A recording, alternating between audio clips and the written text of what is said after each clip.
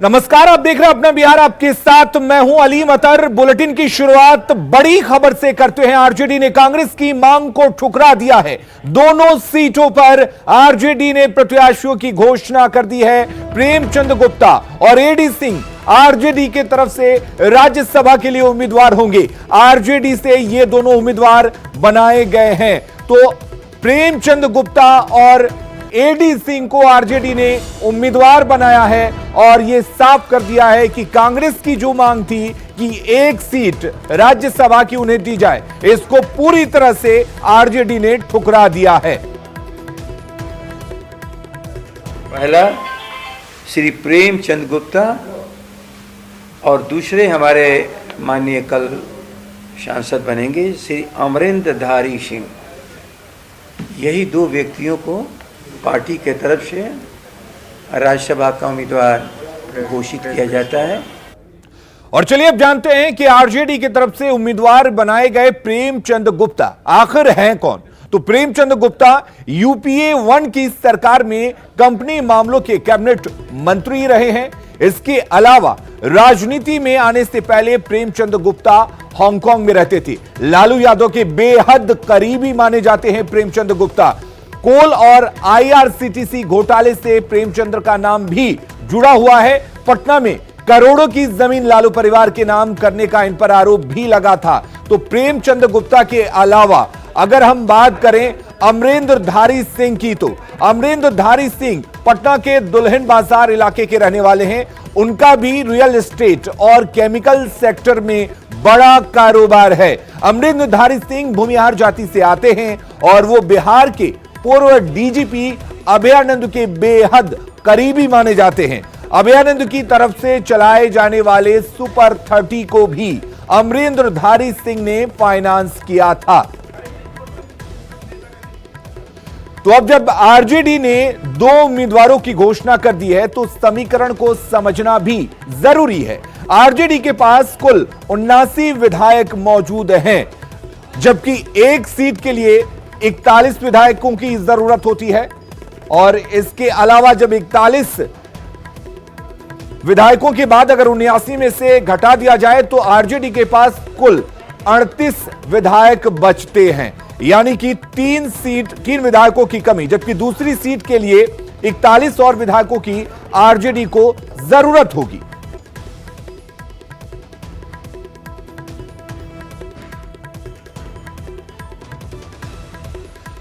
और अब सवाल यह है कि दूसरी सीट के लिए आरजेडी 3 विधायक कहां से लाएगी। तो इसके लिए पहला विकल्प आरजेडी के पास यह है कि आरजेडी को अपने 38 विधायकों के अलावा हिंदुस्तानी अवाम मोर्चा के 1 विधायक और अन्य का साथ मिलना जरूरी है। वहीं दूसरा विकल्प भी आरजेडी के पास है। आरजेडी के 38 विधायकों के अलावा कांग्रेस के 3 विधायकों का अगर समर्थन मिल जाता है तो दूसरी सीट भी आरजेडी के लिए पक्की हो जाएगी।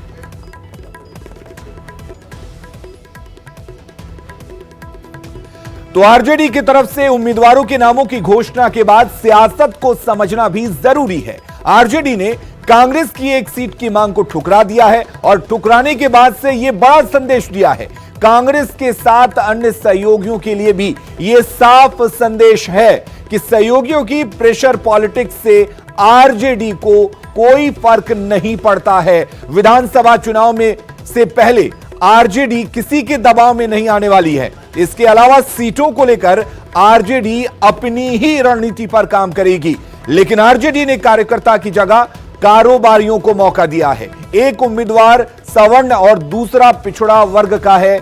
आरजेडी ने सवर्ण वोट बैंक को साधने के संकेत दिए हैं। मुस्लिम और यादव के साथ सवर्ण जुड़ जाए तो राह आरजेडी की आसान हो जाती है। कुल मिलाकर तेजस्वी ने सोच समझकर राज्यसभा के उम्मीदवार तय किए हैं।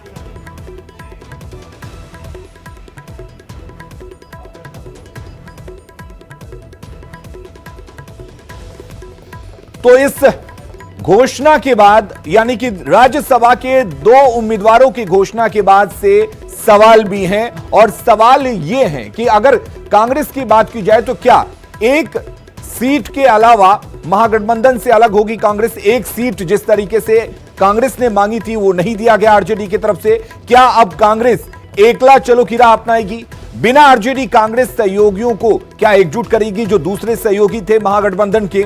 आरजेडी जरूरी है कि मुद्दे पर साथ चलेगी क्या? कुल मिलाकर यह सवाल है और सवाल वाजिब हैं, क्योंकि जिस तरीके से कांग्रेस की तरफ से एक सीट की मांग की गई थी, लेकिन आरजेडी ने उस मांग को ठुकराते हुए 2 उम्मीदवारों के नामों की घोषणा कर दी है। हमारे साथ रवि एस नारायण जुड़े हुए हैं इस खबर पर ज्यादा जानकारी के लिए। रवि, 2 उम्मीदवारों के नामों की घोषणा हो चुकी है, लेकिन सवाल यह है कि कांग्रेस की तरफ से जो एक सीट की मांग की गई थी वो आरजेडी ने साफ इनकार कर दिया। हालांकि जगदानंद सिंह ने कांग्रेस की तारीफ की है प्रेस कॉन्फ्रेंस में। सवाल यह कि क्या अब कांग्रेस अकेले जाएगी या आरजेडी को अपने 3 विधायकों का समर्थन देगी?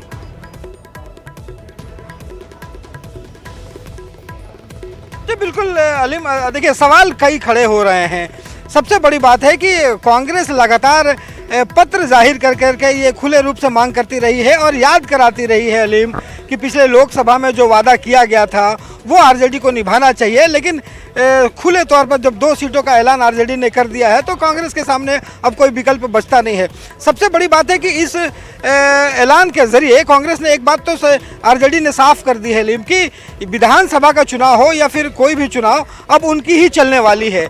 और सबसे बड़ी बात जगदानंद सिंह ने इसमें यह कही है कि जो शक्ति सिंह गोहिल जो पत्र लिखे थे वो पत्र जो है वो ही फर्जी है। तो ये बड़ा सवाल खड़ा किया है। सारे बातों का जवाब देने के लिए हमारे साथ प्रेमचंद मिश्रा कांग्रेस के जो नेता हैं वो हैं।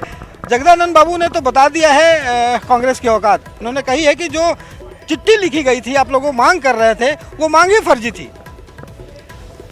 मुझे समझ में नहीं आ रहा कि जगदानंद सिंह जी ने ऐसा बयान क्यों दिया। श्री शक्ति सिंह गोहिल जी के उस बयान को जो सार्वजनिक किया गया था पत्र के रूप में, अगर उसे आरजेडी के प्रदेश अध्यक्ष फर्जी कह रहे हैं तो मैं उनकी इस बयान की निंदा करता हूं। वो शक्ति सिंह गोहिल जी के द्वारा ही लिखा हुआ पत्र था और उन्होंने उसमें 2 बातें कही थी। एक तो जो आरजेडी के साथ हमारा फैसला हुआ था लोकसभा चुनाव के समय, और आरजेडी के नेतृत्व ने ही साझा प्रेस कॉन्फ्रेंस में इस बात की खुलासा की थी कि चूंकि लोकसभा चुनाव में कांग्रेस को हम अपेक्षाकृत कम सीट दे रहे हैं, तो राज्यसभा का जब भी चुनाव होगा तो पहली सीट आरजेडी अपने कोटा से कांग्रेस को देगी। यह पब्लिक डोमेन में है, सबके पास है। लेकिन उसके बाद इस तरह का शब्दों का प्रयोग करना और हमारे प्रभारी महोदय के चिट्ठी को फर्जी बताना, मैं इसकी निंदा करता हूं और इस तरह के वक्तव्य की अपेक्षा आरजेडी के प्रदेश नेतृत्व से हम नहीं करते हैं। सबसे बड़ी बात है प्रेमचंद जी कि आप मांगते रहे, पत्र जारी करते रहे, मीडिया में जारी करते रहे, कहते रहे, लेकिन आपकी बात नहीं सुनी गई। अब आगे क्या क्या कांग्रेस अपने 3 जो विधायक हैं उनका समर्थन आरजेडी को देगी? देखिए, मैं एक चीज़ और जोड़ना चाहता हूँ। गठबंधन में जब कोई पार्टी शामिल होती है तो सभी दलों का जो उस गठबंधन के हिस्सा होते हैं उनका ये दायित्व होता है, खासकर गठबंधन में शामिल उस बड़ी पार्टी का बड़ा दायित्व होता है कि वो गठबंधन धर्म को निभाए और सहयोगी दल के भावनाओं का भी सम्मान करे। कहीं ना कहीं कांग्रेस पार्टी के प्रभारी महासचिव के द्वारा इन बातों को उठाने के बावजूद, हालांकि उन्होंने एक तरफा फैसला लिया है, ये उनका हक है, आरजेडी बिहार में बड़ी पार्टी है, वो फैसला ले। हम उनके कैंडिडेटों को भी, जो कैंडिडेट्स बनाए गए हैं वो कौन है क्या उस पर हम नहीं जाना चाहते, हम उनको शुभकामनाएं देते हैं। लेकिन इस तरह से अगर आप अपने सहयोगी दल को विश्वास में न लेकर एक तरफा फैसला लेंगे, अभी हम लोग को आधिकारिक तौर पे जानकारी भी नहीं है, मीडिया से ही पता चला है कि आरजेडी ने ऐसा फैसला लिया है, तो ये चीज़ें स्वस्थ राजनीति के संकेत नहीं हैं।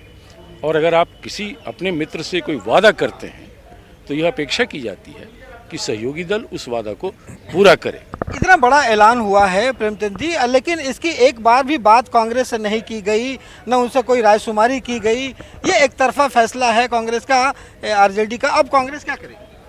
नहीं, कांग्रेस क्या करेगी, ये तो नीतिगत फैसले हैं। अगर वोटिंग की नौबत आएगी तो उसमें चुनाव के दिन या उससे पहले आमतौर पर पार्टी फैसला लेती है, तो पार्टी हाईकमांड इस पर तय करेगा कि हमको वोटिंग में क्या करना नहीं करना। अभी तो इसको लेकर निर्णय नहीं हुआ है, यह कोई बड़ा इशू नहीं है। मैं समझता हूँ 1 सीट किसी को मिले ना मिले वो उतना महत्वपूर्ण नहीं है। हमारा स्टैंड वही है कि गठबंधन धर्म का पालन होना चाहिए और मित्रों के साथ मित्रवत व्यवहार होना चाहिए, शब्दों के चयन में, शब्दों के प्रयोग में। यह अंतर आरजेडी की लीडरशिप को तो करना ही पड़ेगा कि जो भाषा भाजपा और जदयू के लिए बोलते हैं, अगर वैसी भाषा आप कांग्रेस के लिए बोलेंगे तो ये चिंता की बात है और दुखद है, और ऐसी राजनीति को अच्छी राजनीति नहीं माना जाता। राज्यसभा के एक सीट के लिए अगर दोनों फाड़ में ये दिखाई पड़ता है तो आने वाला विधानसभा चुनाव है। विधानसभा चुनाव से पहले आरजेडी जिस ढंग से कांग्रेस को अपनी औकात बता रही है, क्या लगता है कि विधानसभा में?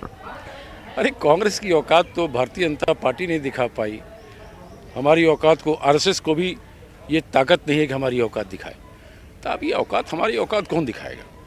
मैं समझता हूँ बिहार में जो सेकुलर मिजाज की पार्टियां हैं। चलिए रवि, आपको बिना बीच में हम रोकना चाहेंगे। हम आपको एक बयान सुनाते हैं जिसमें जगदानंद सिंह ने कांग्रेस के बारे में क्या कुछ कहा था। जगदानंद सिंह ने आज प्रेस कॉन्फ्रेंस किया, उसमें कांग्रेस को लेकर क्या कुछ बयान दिया वो सुनाते हैं।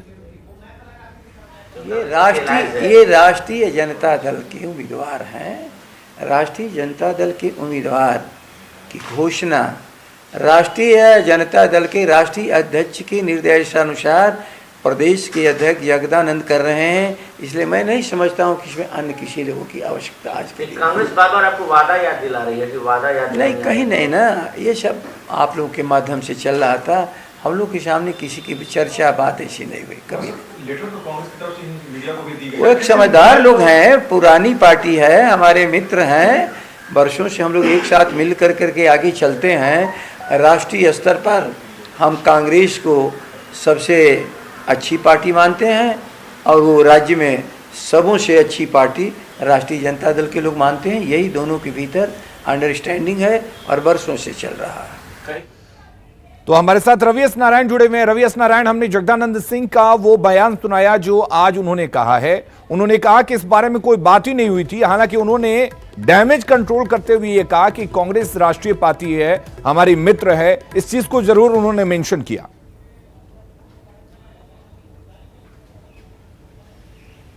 जी बिल्कुल अलीम, देखिए इस बात को जरूर शामिल किया, लेकिन एक बात जो प्रेमचंद मिश्रा बता रहे हैं कि ये वादा किया गया था कि एक सीट उन्हें दिया जाएगा और उसी को पत्र लिखते हुए शक्ति सिंह गोहिल ने पत्र जारी किया था। लेकिन जगदानंद सिंह कह रहे हैं कि ऐसी कभी कोई बात ही नहीं हुई और बीच में कभी भी बैठ के हुई मुलाकात हुई, लेकिन ऐसे बातों पर कभी कोई चर्चा नहीं हुई। जगदानंद सिंह कह रहे हैं कि कोई चर्चा ही नहीं हुई कभी सीट देने की बात। अब मैं एक कैसे कहूं कि जगदानंद सिंह झूठ बोल रहे हैं? जगदानंद सिंह तो अभी प्रदेश के अध्यक्ष बने, उन्हें तेजस्वी यादव जी से पूछना चाहिए, राबड़ी जी से पूछना चाहिए, मनोज झा से पूछना चाहिए, लालू जी से पूछना चाहिए। ये तो हम लोग के पास रिकॉर्ड है, दस्तावेज। चलिए रवि, बहुत बहुत शुक्रिया आपका हमारे साथ जुड़ने के लिए। प्रेमचंद्र मिश्रा ने तमाम बातें कही हैं, उनका भी बहुत बहुत शुक्रिया। और इस वक्त अगली खबर का रुख कर लेते हैं। गया के वजीरगंज के बिच्छा गांव में राइफल लहराने का मामला सामने आया है। दरअसल 2 दिन पहले एक मामूली विवाद के बाद 2 युवक बदला लेने की नियत से बिच्छा गांव में राइफल लेकर पहुंचे और उसे लहराया। ग्रामीणों ने एक युवक को तो पकड़ लिया और उसकी पिटाई की और पुलिस के हवाले कर दिया। ग्रामीणों ने राइफल लहराते युवकों का वीडियो भी पुलिस को सौंपा है। तो तस्वीर आप देख सकते हैं किस तरीके से राइफल लहराया है 2 युवकों ने। मामूली सा विवाद हुआ और उसके बाद बदला लेने के लिए दोनों युवक एक गांव में घुसते हैं, राइफल लहराते हैं, डराने की कोशिश करते हैं, लेकिन उस दौरान ग्रामीणों ने एक युवक को पकड़ लिया और पुलिस के हवाले किया। उससे पहले उसकी पिटाई भी की गई। सबूत के तौर पर पुलिस को वायरल जो वीडियो है, यानी कि राइफल लहराने का जो वीडियो है वो भी सौंपा है।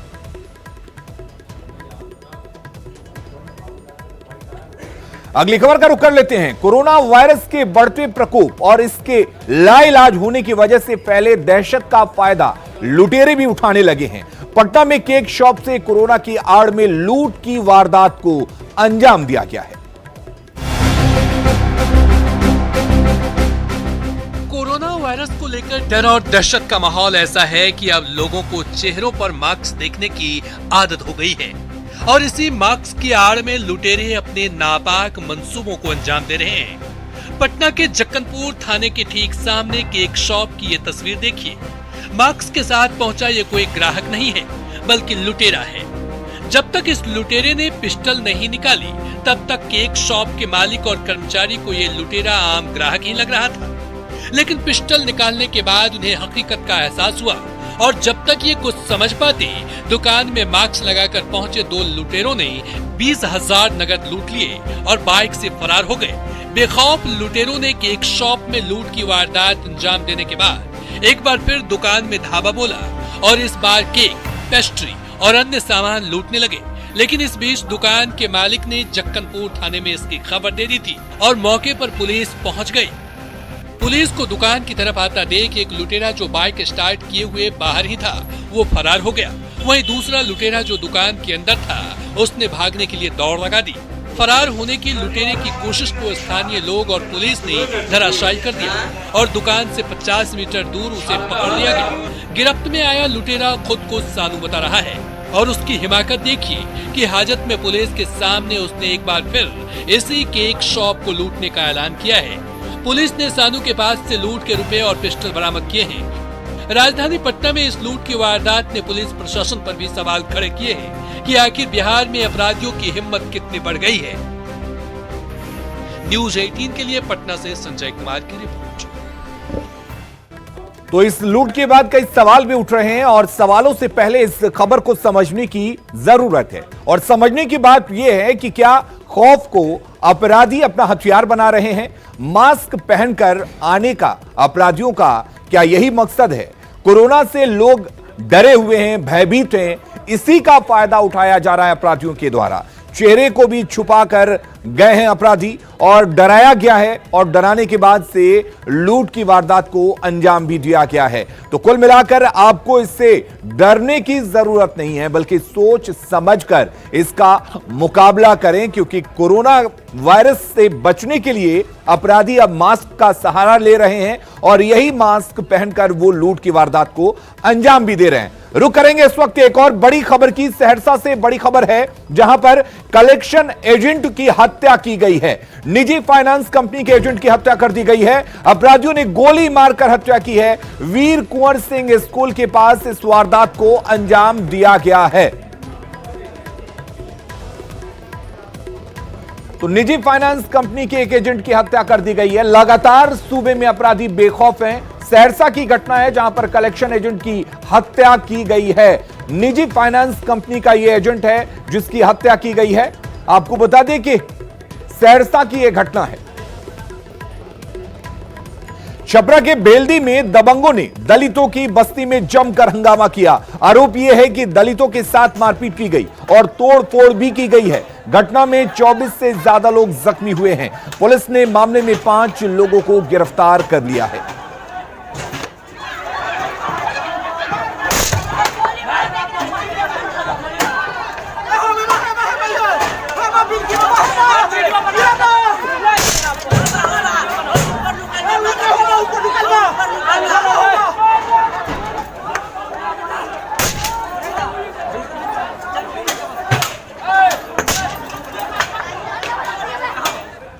और अब बात करते हैं शराब की लूट की। बांका में एक शराब से भरी मिनी ट्रक पलट गई।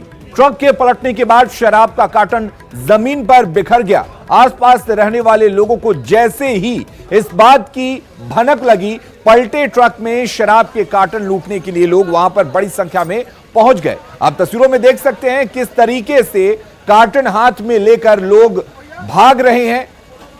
ट्रक पलटी हुई है और यहां पर शराबबंदी की बात कही जाती है, लेकिन शराबबंदी के बीच एक ट्रक जिस पर शराब लदा हुआ था और ट्रक पलटती है, उसके बाद से वहां पर शराब की पेटियां लेकर लोग भाग रहे होते हैं।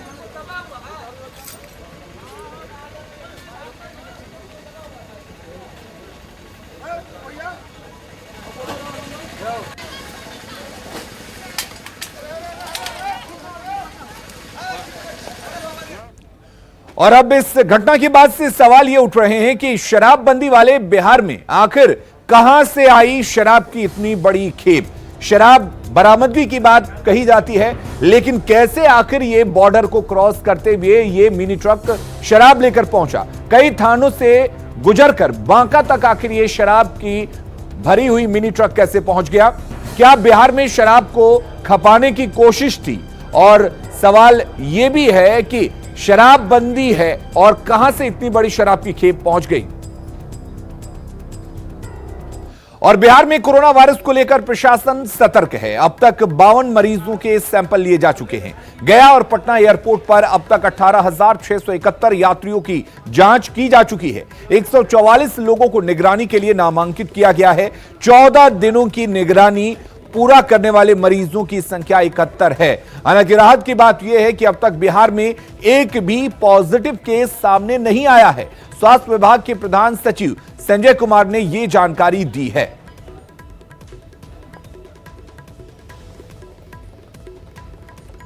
तो कोरोना वायरस के खतरे के बीच हम आपको छपरा में स्वास्थ्य महकमे की एक ऐसी हकीकत बताने जा रहे हैं जिसे देखकर आप चौंक जाएंगे। सदर अस्पताल में डॉक्टर और नर्स की संख्या बेहद कम है और मरीज परेशान हैं, वो भी तब जब जिले के प्रभारी मंत्री खुद प्रदेश के स्वास्थ्य मंत्री हैं।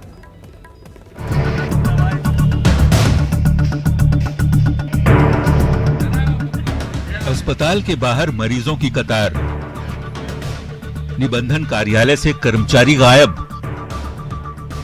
और भीतर डॉक्टर की खाली कुर्सी। ये नजारा है छपरा सदर अस्पताल का, जहां मरीज तो पहुंच रहे हैं लेकिन उन्हें देखने वाला कोई नहीं।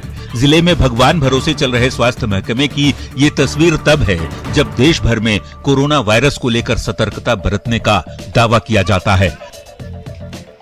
मुकम्मल स्वास्थ्य सेवाएं मुहैया कराने की बात सरकार करती है, लेकिन जिस जिले के प्रभारी मंत्री खुद प्रदेश के स्वास्थ्य मंत्री मंगल पांडे हों, तो ऐसे में ये तस्वीर विभागीय लापरवाही ही बयां कर रही है। मात्र 17 डॉक्टर हैं, 17 डॉक्टर में पूरे अस्पताल को चलाया जा रहा है। इसका मुद्दा हम लोगों ने उठाया है सिविल सर्जन से कि भाई इसके बारे में सरकार को लिखा जाए कि डॉक्टर यहाँ आवें और मरीजों का इलाज हो।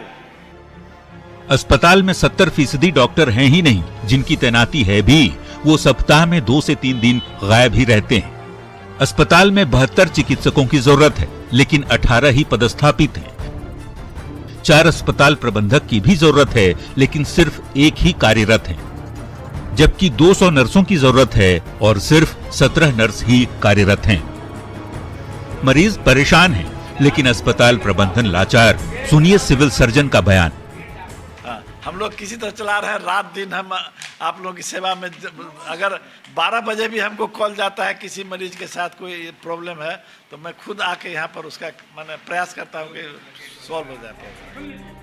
वैसे कोरोना वायरस के खतरे के बाद स्वास्थ्य विभाग के लंबे चौड़े दावों की हवा सदर अस्पताल की ये तस्वीरें निकाल रही है। इलाज के नाम पर की जा रही खानापूर्ति से आखिर कैसे निपटा जाएगा, इसका जवाब किसी के पास नहीं। समझना मुश्किल नहीं कि मरीजों की हालत क्या होगी।